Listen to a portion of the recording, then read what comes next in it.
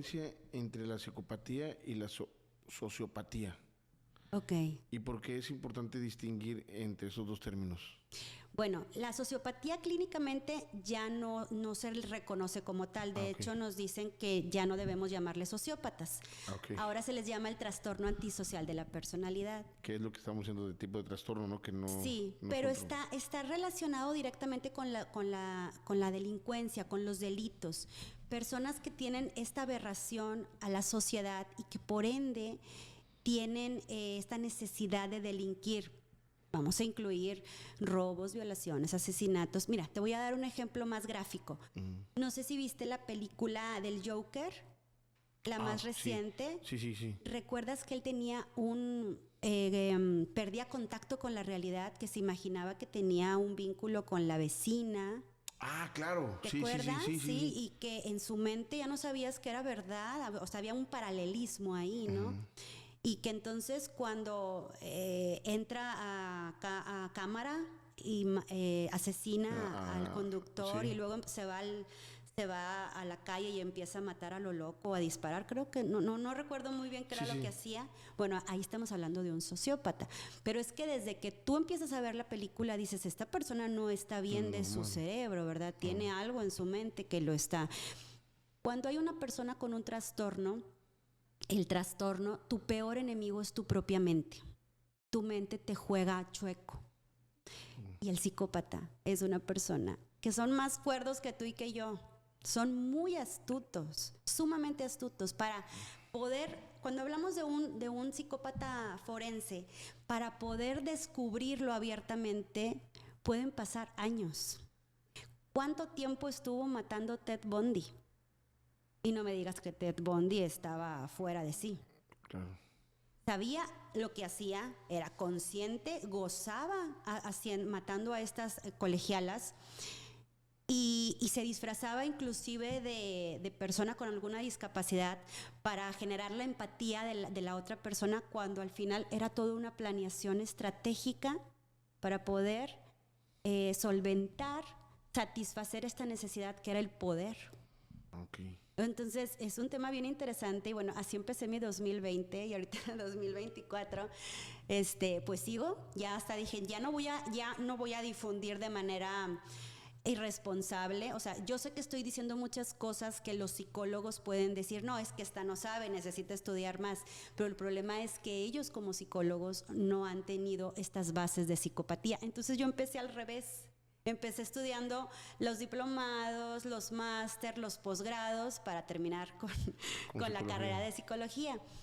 Pero digo, realmente, pues mis maestros son los mayores expertos a nivel mundial en psicopatía y ellos son los que nos dicen. De hecho, fue una de mis preguntas de examen. La psicopatía no es un trastorno, es un modo de ser, es una personalidad. Y es importante aclararlo porque las personas que nos escuchan me preguntan muy seguido, cuando se identifican, oye, Pris, pero cambian. Oye, vamos al psicólogo, a lo mejor alguna receta, algún medicamento. ¿Cómo vas a cambiar una personalidad? Es como si tú me dices, Pris, cámbiame los ojos negros por unos verdes. No se puede. No se puede. Ok. A ver, ese término que estamos iniciando, no sé si lo dije bien, gaslighting. El gaslighting. Gaslighting, ok. Sí. Gaslighting. Platícame de eso. El gaslighting es una estrategia de manipulación muy utilizada por abusadores, psicópatas integrados, narcisistas. No sé si recuerdas, el término gaslighting quiere decir luz de gas en México, en español, pero viene de la película de su homónimo que se llamaba así, Gaslighting, de 1940. En esta película, que también fue una obra de teatro, la intención del psicópata integrado que teníamos ahí, el antagonista, era trastornar la mente de su esposa, la protagonista, con base a moverle cosas del lugar. Entonces yo dejé aquí mi termo. Para confundirla. Para confundirla y hacerla dudar de su propia percepción de la realidad. Bajaba el tono de las bombillas y ya decías que se está yendo la luz. No, te estás volviendo loca. Eres muy dramática. Eso no pasó.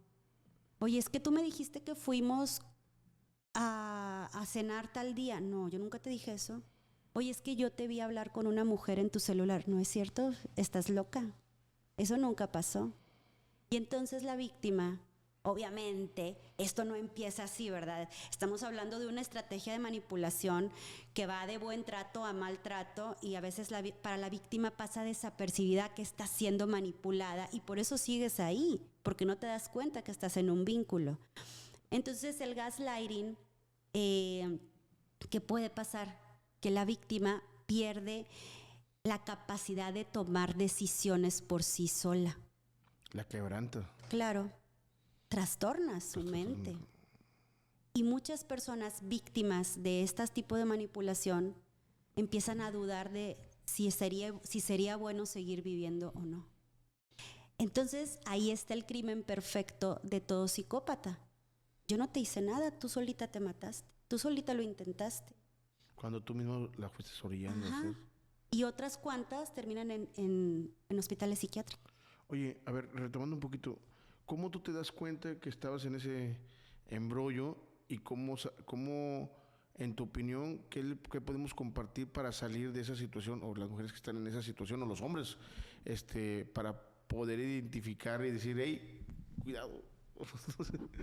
Mira, uno de los sentimientos más importantes cuando estás con un psicópata integrado es el miedo. El tenerle miedo constantemente a esta persona, porque suelen ser personas con un carácter muy impredecible, es decir, hoy qué va a pasar, de qué humor se va a levantar, con qué me va a salir hoy. Y en mi caso, él era una persona agresiva, entonces había golpes. Okay. Y posteriormente supe que esto mismo lo repitió con sus exparejas. Entonces, es una frase que yo utilizo cuando difundo de que el psicópata es serial. Todo psicópata es serial, no es nada más contra ti, es contra cualquier persona porque no saben amar. Es imposible decir que porque a mí me lo hizo, pero a los otros no. Contigo no va a ser empático, pero con las otras personas sí. Es imposible eso. Una persona que no tiene empatía no va a ser empático con nadie que esté a su alrededor. Entonces, estuve yo en riesgo. A mí la policía me tuvo que sacar de la casa que alquilábamos en ese momento. Mis papás me ayudaron. Mis niños tenían apenas 10 meses cuando eso pasó. Tuve que denunciar, cosa que nunca dio resultado. Me aventé todo, ratifiqué, me hicieron estudios, exámenes. Hay varias denuncias en su contra. Actualmente estoy en un proceso penal porque nunca dio pensión alimenticia, pero sí exige los derechos de ver a los niños y cada vez que me ve, obviamente intenta tratar de manipular. Y esto es la fruta que me da la psicopatía, haber estudiado psicopatía, que como yo sé que ya está manipulando, yo no lo escucho.